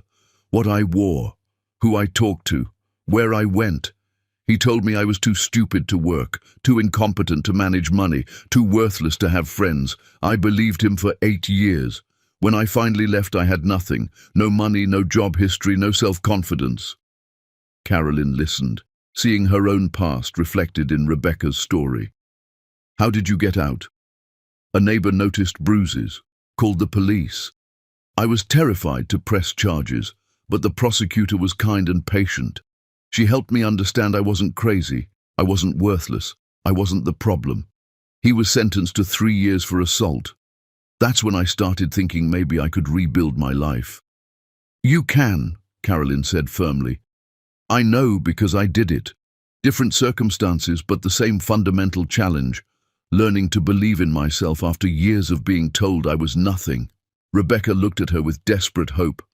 Did it work? Are you really okay now? Carolyn thought about the question seriously. I'm more than okay. I'm happy, successful, and free. But I won't lie, it was hard. There were days I wanted to give up, moments when the old voices in my head said I was kidding myself, that I'd never amount to anything. The difference was that I had people who contradicted those voices. My grandmother, my lawyer, eventually my partner, people who believed in me until I could believe in myself. That's what I need, Rebecca said. Someone to believe in me. Then you've found it, Carolyn said. We believe in you. Now let's help you build something that proves we're right. That evening, Carolyn came home to the loft and found Julian cooking dinner. The domestic simplicity of it still amazed her sometimes, that she could have this kind of normal, peaceful life after everything she'd survived. How was the intake interview? Julian asked, stirring pasta sauce. Difficult. She reminded me so much of who I was. Carolyn sat at the kitchen counter, accepting the glass of wine he poured for her. She has the same uncertainty, the same internalized belief that she's worthless. It's going to take months to help her rebuild her sense of self. You'll do it, you're good at this. I don't know if good at it is the right phrase. I just remember what it felt like to be her. That helps me understand what she needs. Julian came around the counter and pulled her into a gentle embrace. That empathy is exactly why the foundation works. You're not some distant philanthropist writing checks. You've lived what they're living. They ate dinner together, talking about the foundation's expansion plans and Julian's latest investment projects. Claire called from graduate school, chattering excitedly about her thesis on affordable housing integration in luxury developments. The conversation was easy, comfortable, full of the small intimacies that come from truly knowing another person. Later that night, lying in bed with Julian beside her, Carolyn stared at the ceiling and thought about the 2 versions of her life. The woman she'd been 5 years ago, trapped, diminished, slowly disappearing inside a controlling marriage, and the woman she was now, successful, free, building things that mattered. What are you thinking about? Julian asked sleepily. How far I've come? How different this life is from what I thought was possible. Any regrets? Carolyn considered the question seriously. I regret the time I lost. 5 years where I could have been building something real instead of just surviving. But I don't regret the lessons I learned or the strength I discovered. Sometimes you have to break completely before you can rebuild into something better. Your grandmother knew that, Julian said. That's why she spent 3 years preparing you instead of just handing you money and hoping for the best. She gave me the greatest gift anyone ever gave me. She taught me to save myself. Carolyn rolled over to face him in the darkness. Now I get to give that gift to others. That feels like the best possible use of everything I survived. Julian kissed her softly. I love you. Not despite what you survived, but including it. All of it. Every difficult piece that made you who you are. I love you too, for letting me stay myself even while building a life with you. For understanding that I need independence as much as I need partnership. They fell asleep tangled together, two people who'd both survived loss and learned to trust again. Chapter 10. The Woman Who Chose Joy. 2 years passed like a dream that refused to end, each day better than the last in ways Carolyn had stopped believing were possible. She stood on the rooftop of Beatrice House, the name she'd officially changed Heritage Grand to, honoring the woman who'd made everything possible, watching the sun descend toward the horizon. The city spread below in all directions, lights beginning to flicker on as evening approached. 9 hotels now, 4,000 jobs, 800 affordable housing units. 200 women graduated from the Foundation's program, most of them running successful businesses. The hospitality industry had begun adopting elements of her model, proving that profit and purpose could coexist. Julian's arms came around her waist from behind, his chin resting on her shoulder in a gesture that had become comfortable ritual. The Seattle property deal closed today, he told her. That makes 10 hotels. Carolyn leaned back against him, feeling the solid comfort of his presence. 10 hotels. And the Foundation is expanding to 3 new cities next year, Portland, Austin, and Chicago. Your grandmother would say you're just getting started. She would. Carolyn smiled at the thought. She'd probably already have plans for 20 more properties and a lecture prepared about not resting on achievements. They stayed there as the sunset painted the sky in shades of amber and rose. Below them, Beatrice House bustled with evening activity, guests checking in, the restaurant filling with reservations, community programs wrapping up their daily sessions. Downstairs, the hotel hosted an evening celebrating the Foundation's 3rd anniversary. 300 women filled the ballroom, current participants, graduates, mentors, and supporters. Carolyn had insisted on keeping it intimate, no press, just real people sharing real stories. She took the stage wearing a midnight blue dress that Claire had helped her choose. Looking out at faces both familiar and new, she saw her own journey reflected in theirs. 3 years ago, she began, her voice steady and clear. I stood in a boardroom while 2 people tried to steal my inheritance, my dignity, and my future. They told me I was nothing, that I came from nothing, that I needed them because I was too incompetent to manage my own life. The room was absolutely silent, every woman understanding exactly what she meant. I could have believed them. For years I almost did. I made myself smaller, quieter, less, because it seemed easier than fighting. But my grandmother saw what I couldn't see. She saw capability I'd buried, strength I'd forgotten, potential I'd never known I had.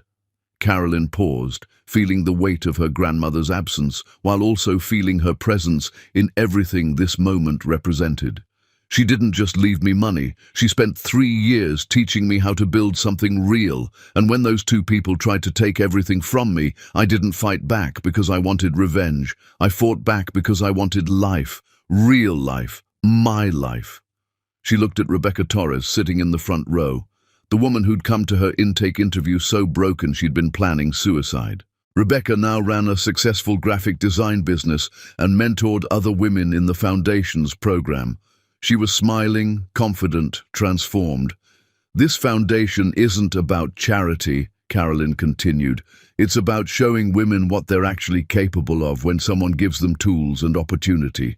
When someone believes in them until they can believe in themselves, when someone proves that the voices that told them they were nothing were lying. She gestured to the women in the room. You've all done extraordinary things. You've built businesses, supported families, created opportunities for others. You've proven that you're not what anyone said you were. You're what you decided to become. That's the real transformation, not just financial success, but reclaiming your right to define yourself. The applause started softly, then grew until it filled the room. Women stood, some with tears in their eyes, all of them understanding the journey because they'd lived their own versions of the same story. After the speech, after the conversations and the exchange of stories and the formation of new connections, Carolyn found Julian waiting by the entrance. Claire was with him, having driven in from graduate school where she was finishing her doctorate in urban planning. That was incredible, Claire said, hugging her. I'm definitely using your foundation model as part of my research. The integration of business development with social support, it's revolutionary. Just promise you'll build something even better than I did, Carolyn replied. That's the plan. They drove to the loft, their home now, completely shared after 2 years of learning to build a life together. The domestic simplicity of making dinner together, talking about their days, existing in comfortable silence, still felt like a miracle to Carolyn. Later, alone in their bedroom, Julian asked the question he'd been asking periodically for years. Are you happy? Carolyn thought about it seriously, as she always did. I spent years trying to prove I was strong enough, smart enough, worthy enough. First to Anthony, then to myself. I don't do that anymore. She moved to the window, looking out at the city lights reflecting off the river. I'm just living now, building things I love with people I love, creating something meaningful that will outlast me.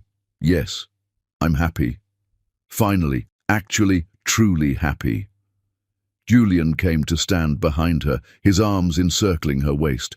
That's the real victory, not destroying them, but becoming someone they could never touch or understand or diminish. Carolyn turned in his arms to face him. It's not victory at all. It's freedom. She thought about Anthony sometimes, serving his sentence in a federal facility.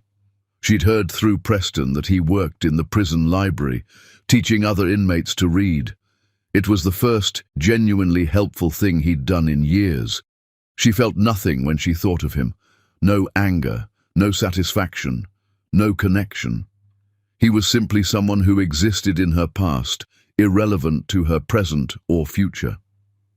Diane had disappeared into quiet obscurity in Florida, working as a cashier at a grocery store, her social pretensions stripped away by consequence and reality. And Carolyn? She was Carolyn Jennings, the name she'd been born with, the name her grandmother had carried with pride. She'd built an empire not through inheritance alone, but through vision, work, and determination. 10 hotels and counting, thousands of people employed, hundreds of families housed affordably, 300 women helped through her foundation, most of them now running successful businesses. An entire industry gradually shifting toward more ethical models because she'd proved they could be profitable. The next morning, Carolyn woke early and went for a run along the Riverwalk as sunrise painted the sky. She passed other early risers, people heading to work, students rushing to class, couples walking dogs. Ordinary people living ordinary lives. She was one of them now. Successful, yes. Wealthy, certainly. But also just a woman who'd survived something terrible and built something beautiful from the wreckage. At Beatrice's house, she spent the morning in meetings about the 11th property. Architects presented designs, community leaders discussed neighborhood needs, financial advisors reviewed projected costs and revenues. It was complex, challenging work that required her full attention. She loved every minute of it. Lunch was with 3 women entrepreneurs from the Foundation's second cohort, all of them discussing the challenges of building ethical businesses in competitive industries. They traded advice, shared contacts, and laughed about still being asked whether their husbands approved of their business decisions. My response is always the same, Maria Santos said. Her catering business now so successful, she'd hired 5 employees. I don't have a husband. I have a business, and yes, I approve of all my own decisions. Carolyn smiled, remembering when she couldn't have said something like that, when she'd needed permission for everything, believed she was incapable of making choices, existed in the shadow of someone else's life. That woman was gone. In her place was someone powerful, confident and kind, someone who used strength to lift others instead of dominating them. Evening found her and Julian on their balcony under the stars, wrapped in a blanket against the cool air. They sat in comfortable silence, her head on his shoulder, both of them quiet and content. "What are you thinking about?" Julian asked eventually. "How grateful I am, not just for what I built, but for who helped me build it. Preston, who protected me legally, Mr. Ashford, who believed in my vision, the women in my foundation who trusted me with their stories, you, who loved me while letting me stay myself." She lifted her head to look at him. "I didn't do this alone. That's important to remember." "No one does anything truly meaningful alone," Julian said. "But you were the architect. We just helped construct what you designed." Carolyn kissed him then, soft and slow, filled with gratitude and love and the profound relief of being completely, authentically herself with someone who cherished exactly who she was. The stars wheeled overhead. The city hummed below. Somewhere out there, women were still fighting battles similar to what Carolyn had faced, trapped in diminishing relationships, underestimated in their capabilities, told they were less than they truly were. But maybe some of them would hear Carolyn's story. Maybe they'd see what she'd built and realize they could build it too. Maybe they'd find their own version of Grandmother Beatrice, or become that person for someone else. She thought about the speech she'd given earlier, about fighting back not for revenge but for life. That was the truth she'd finally internalized. Victory wasn't about destroying enemies. Victory was choosing to live fully, authentically, joyfully, despite everything that tried to stop you. The empire continued to grow, the vision continued to expand, the foundation continued to transform lives. And Carolyn Jennings, the woman who'd been told she was nothing and chose to become everything, sat under the stars with the man she loved and felt complete. Not because she'd won some battle, not because she'd proven something to anyone, but because she'd learned the most important lesson of all. True power isn't about control or domination or revenge. True power is the freedom to build the life you want, to help others build theirs, and to do it all with joy rather than bitterness. That was the greatest triumph of all, and it was only the beginning.